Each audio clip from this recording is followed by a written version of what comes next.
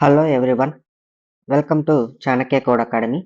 ఈరోజు మనము APPSC FBO SA సిరీస్లో థర్డ్ క్లాస్ చూస్తున్నాము. ఈరోజు టాపిక్ వచ్చి population growth and environment degradation. దీనే మనం తెలుగులో జనాభా వృద్ధి మరియు పర్యావరణ హ్రాసంపై దాని ప్రభావం. హ్రాసం అంటే డిగ్రేడేషన్, గుర్తుపెట్టుకోండి. మనకు సిరీస్లో క్లాస్ నెక్స్ట్ ఎస్ఏలో మనకు చాలా చోట్ల హ్రాసం అనే పేరు వస్తుంటుంది. హ్రాసం అంటే డిగ్రేడేషన్ అని మాత్రం గుర్తుపెట్టుకోండి. జనాభా వృద్ధి మరియు పర్యావరణ హ్రాసంపై దాని ప్రభావం అంటే జనాభా వృద్ధి అంటే పాపులేషన్ గ్రోత్ ఎలా మన ఎన్విరాన్మెంట్ని ఎఫెక్ట్ చేస్తుంది అనేది ఈ ఎస్ఏ యొక్క ముఖ్య ఉద్దేశం అన్నమాట. పరిచయం ఇంట్రడక్షన్లో ఏం రాస్తాము? జనాభా వృద్ధి అనేది ఒక ప్రాంతంలో కాలక్రమేణా జనసంఖ్య పెరగడాన్ని సూచిస్తుంది. మానవ అభివృద్ధి వల్ల శాస్త్ర సాంకేతిక పురోగతి, జీవన ప్రమాణాలు మెరుగుదల వంటి లాభాలు వచ్చినప్పటికీ వేగంగా పెరుగుతున్న జనాభా ప్రకృతి వనరులపై తీవ్రమైన ఒత్తిడిని కలిగిస్తుంది. అంటే మనకు డెవలప్మెంట్ వల్ల ముఖ్యంగా హెల్త్ సెక్టార్లో డెవలప్మెంట్ వల్ల మన లైఫ్ ఎక్స్పెక్టెన్సీ పెరుగుతుంది. దీనివల్ల లాభం ఉన్నప్పటికీ పాపులేషన్ గ్రోత్ అనేది చాలా ఎక్కువగా పెరుగుతుంది అన్నమాట. ఈ పాపులేషన్ గ్రోత్ పెరగడం వల్ల వనరులు అంటే పర్యావరణ వనరుల పైన ఎక్కువ ఒత్తిడి పడుతుందన్నమాట. ఎందుకంటే మనకున్నది ఒకే ప్లానెట్ కదా, ఆ ప్లానెట్లో పాపులేషన్ ఎక్కువైతే రిసోర్సెస్ తగ్గిపోతాయి అన్నమాట. సో ఇలా ఒత్తిడి పెరుగుతోంది అని మనకు ఎస్ఏలో ఉంది. నేడు అడవుల నాశనం, వాతావరణ మార్పు, కాలుష్యం, జీవ వైవిధ్య నష్టం వంటి రూపాల్లో పర్యావరణ హ్రాసం ప్రపంచవ్యాప్తంగా తీవ్రమైన సమస్యగా మారింది. నియంత్రణ లేని జనాభా వృద్ధి మరియు పర్యావరణ క్షీణత మధ్య గాఢమైన సంబంధం ఉంది. అర్థమైంది కదా? ఈ వనరులు తగ్గిపోవడం వల్ల ఏమవుతుంది? మనము అడవుల్ని ఆక్రమిస్తున్నాం. దీనివల్ల వాతావరణ మార్పు జరుగుతుంది. ఈ వాతావరణ మార్పు ప్లస్ కాలుష్యం ఇలాంటివి మనకు పాపులేషన్ గ్రోత్ వల్ల వచ్చే నష్టాలు అన్నమాట. ఈ పాపులేషన్ గ్రోత్ అనేది నియంత్రణ లేకపోవడం వల్ల పర్యావరణం మరింతగా క్షీణిస్తుంది అన్నమాట. ఓకే, ఇది మనకు ఇంట్రడక్షన్. ఇంకా ప్రపంచం మరియు భారత సందర్భంలో జనాభా వృద్ధి ఎలా ఉందో ఒకసారి చూద్దాము. యునైటెడ్ నేషన్స్ ప్రకారం 2022లో ప్రపంచ జనాభా 8 బిలియన్లు దాటిందనమాట. అభివృద్ధి చెందుతున్న దేశాలే ఈ వృద్ధిలో ప్రధాన పాత్ర పోషిస్తున్నాయి. ఓకేనా, బాగా డెవలప్డ్ కంట్రీస్లోనే ఈ పాపులేషన్ గ్రోత్ అనేది ఎక్కువ ఉంటుంది అంటున్నాడు. ప్రపంచంలో అత్యధిక జనాభా గల దేశాల్లో ఒకటైన భారత్లో భూమి, నీరు, అడవులు, ఇంధన వనరులపై తీవ్రమైన ఒత్తిడి ఏర్పడుతుంది. వేగవంతమైన పట్టణీకరణ మరియు వినియోగ విధానాలు మార్పు ఈ సమస్యను మరింత పెంచుతున్నాయి. గుర్తుపెట్టుకోండి, వేగవంతమైన పట్టణీకరణ అంటే అర్బనైజేషన్ పెరగడం వల్ల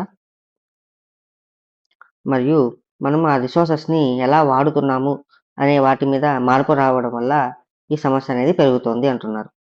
జనాభా పెరుగుదలలో ఆహారం, నివాసం, రవాణా, పరిశ్రమల అవసరాలు పెరుగుతున్నాయి.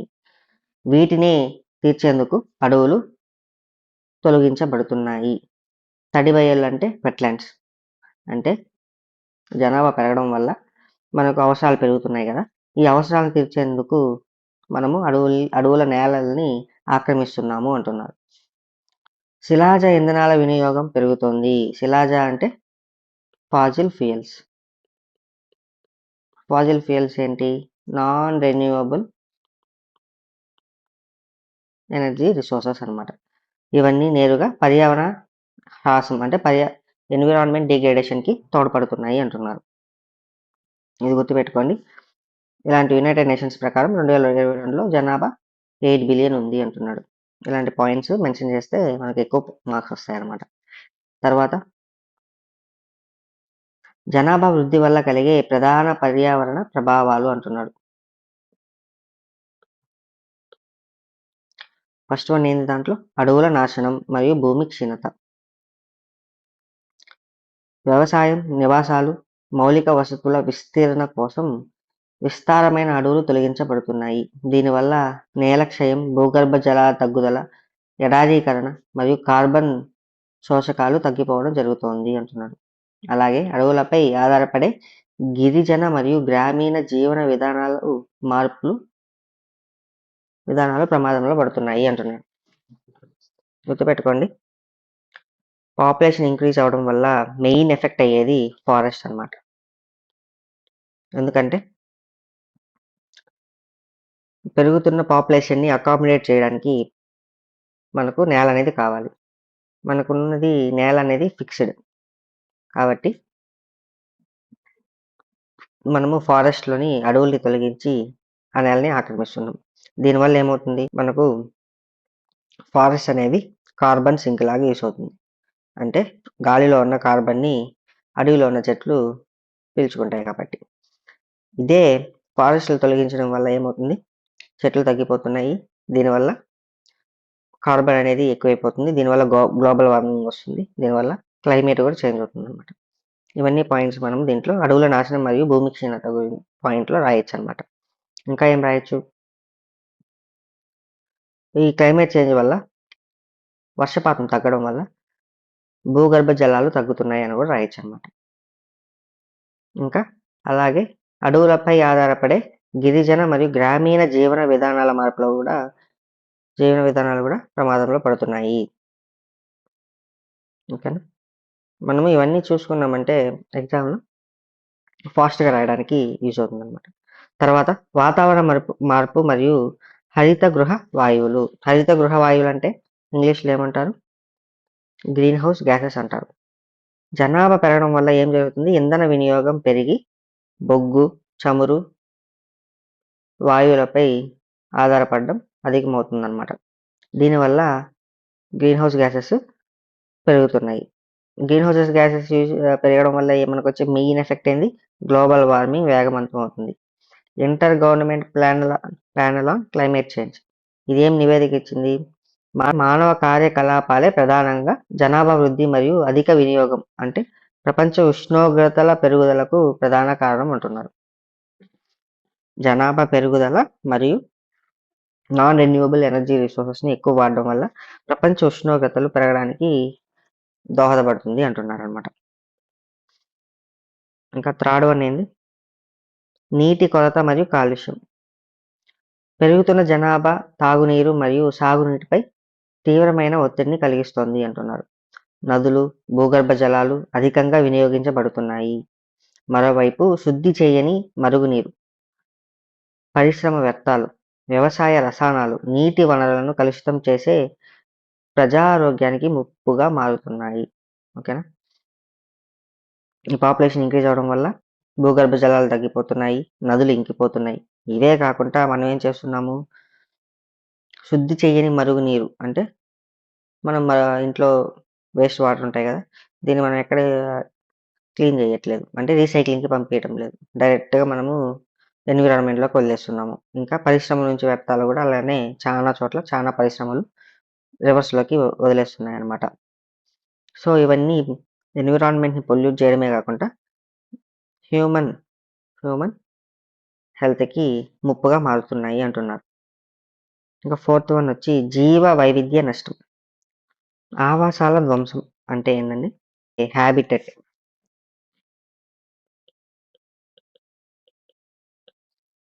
పూర్తిగా జీవ వైవిధ్య నష్టం అంటే loss of biodiversity.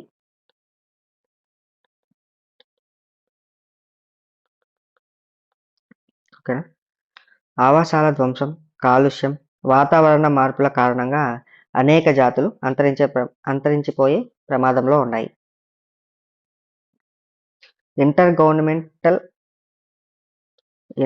Governmental science policy platform on biodiversity and ecosystem services ప్రకారం ప్రపంచవ్యాప్తంగా దాదాపు 10 లక్షల జాతులు మానవ చర్యల వల్లే ప్రమాదంలో పడుతున్నాయి అని చెబుతుందన్నమాట. నేను మెన్షన్ చేస్తున్న ఈ రిపోర్ట్స్ అన్ని ఒకసారి చూసుకోండి, మనకి ఎగ్జామ్లో చాలా యూస్ అవుతుంది. 5th వన్ వచ్చి ఆహార భద్రత మరియు వ్యవసాయ ఒత్తిడి. ఆహార భద్రత మరియు వ్యవసాయ ఒత్తిడి. పెరుగుతున్న జనాభాను పోషించేందుకు సున్నితమైన పర్యావరణ ప్రాంతంలో వ్యవసాయం విస్తరిస్తోంది.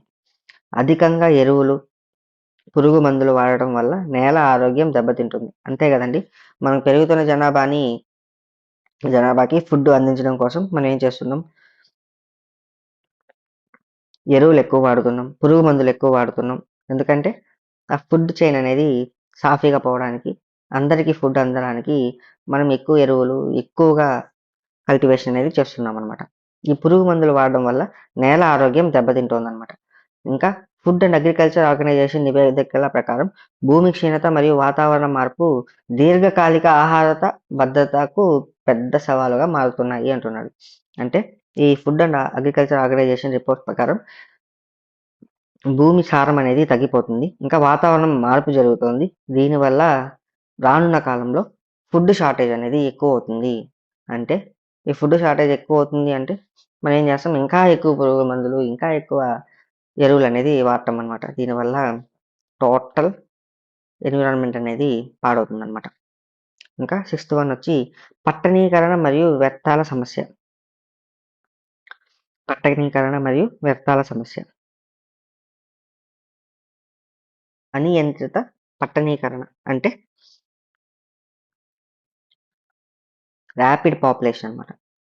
ర్యాపిడ్ పాపులేషన్ గ్రోత్ అంటారు అనమాట.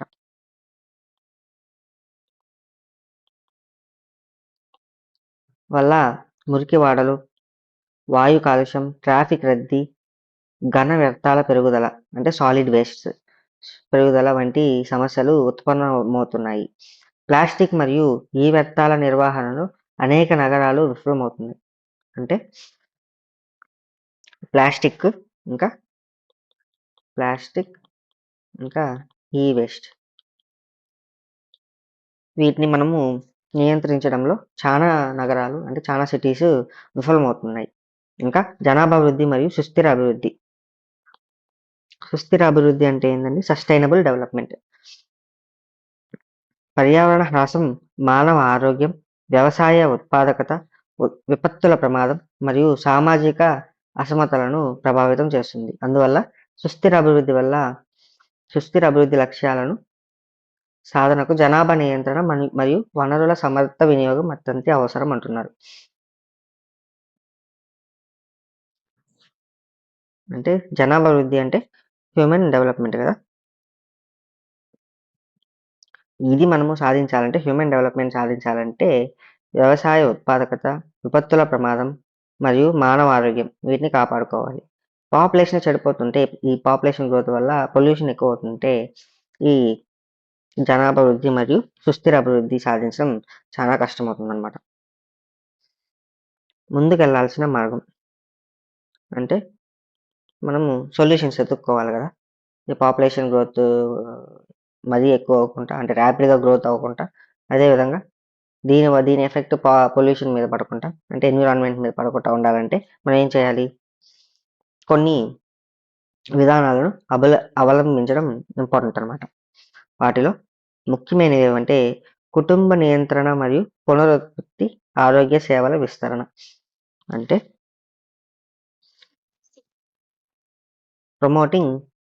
ఏం ప్రమోట్ చేయాలి, కుటుంబ నియంత్రణ, ఫ్యామిలీ ప్లానింగ్ ప్రమోట్ చేయాలి. అదేవిధంగా రీప్రొడక్టివ్ హెల్త్ సర్వీసెస్ని ఫాలో అవ్వాలన్నమాట. ఇంకా 2nd వన్ వచ్చి ముఖ్యంగా గోల్స్ అంటే బాలికల విద్యలో పెట్టుబడి అనేది పెట్టాలన్నమాట. ఎందుకు, వీళ్ళు అవగాహన తెచ్చుకున్నారంటే ఫర్టిలిటీ అనేది తగ్గుతుందన్నమాట. ఓకేనా, ఫర్టిలిటీ రేట్స్ అనేవి తగ్గించుకోవాలన్నమాట. ఇంకా 3rd వన్ వచ్చి పునరుత్పాదక ఇంధనాల వినియోగం పంపు. అంటే రెన్యూవబుల్ ఎనర్జీ రిసోర్సెస్ని వాడడం పెంచుకోవాలన్నమాట. ఇంకా 4th వన్, అడవుల సంరక్షణ మరియు వృక్షారోపణ, ఫారెస్ట్ కన్జర్వేషన్ చేయాలి. అదేవిధంగా వృక్షాలను అంటే ప్లాంట్స్ని పెంచాలన్నమాట. ఇంకా 5th వన్ వచ్చి సుస్థిర వ్యవసాయం మరియు నీటి నిర్వహణ, అంటే sustainable agriculture and water management ప్రాక్టీసెస్ని అడాప్ట్ చేసుకోవాలి. సుస్థిర వ్యవసాయం అంటే సస్టైనబుల్ అగ్రికల్చర్, అదేవిధంగా నీటి నిర్వహణ అంటే వాటర్ మేనేజ్మెంట్ పాలసీస్ అన్నమాట. ఇవన్నీ మనము పాటించాలి. ఇంకా 6th వన్ వచ్చి మెరుగైన పట్టణ ప్రణాళిక మరియు వ్యర్థాల నిర్వహణ, అంటే టౌన్ ప్లానింగ్ని పెంపొందించుకోవాలి. అదేవిధంగా వ్యర్థాలు అంటే వేస్ట్ ఈ వేస్ట్ని ఎలా మేనేజ్ చేయాలి అనేది మనము ఇంకా అధ్యయనం చేసి మెరుగుపరుచుకోవాలన్నమాట. ఇక లాస్ట్ వన్ వచ్చి బాధ్యతాయుత వినియోగంపై ప్రజా అవగాహన. ఇది వెరీ ఇంపార్టెంట్ అండి. ఎందుకంటే ప్రజల్లో అవగాహన లేనిదే గవర్నమెంట్స్ ఏమనుకున్నా కానీ సాధించలేవు. సో వీటి మీద గవర్నమెంట్ అనేది ఇన్వెస్ట్ చేయాలన్నమాట. ఇంకా కంక్లూజన్ చూద్దాము. జనాభా వృద్ధి మరియు అన్సస్టైనబుల్ వినియోగ విధానాలు కలిసినప్పుడు పర్యావరణ హాసం వేగవంతమవుతుందన్నమాట. అంటే జనాభా వృద్ధి మరియు అన్సస్టైనబుల్ వినియోగాలు అంటే ఏం వినియోగిస్తాం? రిసోర్సెస్ని. ఇలా చేసినప్పుడు ఏమవుతుంది? పర్యావరణం హ్రాసం అంటే పర్యావరణం డిగ్రేడ్ అవుతుందన్నమాట. అది కూడా వేగంగా డిగ్రేడ్ అవుతుంది. అడవులు నాశనం, వాతావరణ మార్పు, జీవ వైవిధ్య నష్టం. అడవుల నాశనం, వాతావరణ మార్పు, జీవ వైవిధ్య నష్టం, కాలుష్యం ఇవి పరస్పరం అనుసంధానమైన సమస్యలు. భారత్ వంటి దేశంలో జనాభా గమనాన్ని పర్యావరణ పరిరక్షణలో సమతుల్యం చేయడం అత్యంత కీలకం. భవిష్యత్ తరాల కోసం ప్రకృతిని కాపాడటం మన నైతిక బాధ్యత. ఓకేనా అండి? ఇది మన సెకండ్ ఎస్సే అండి.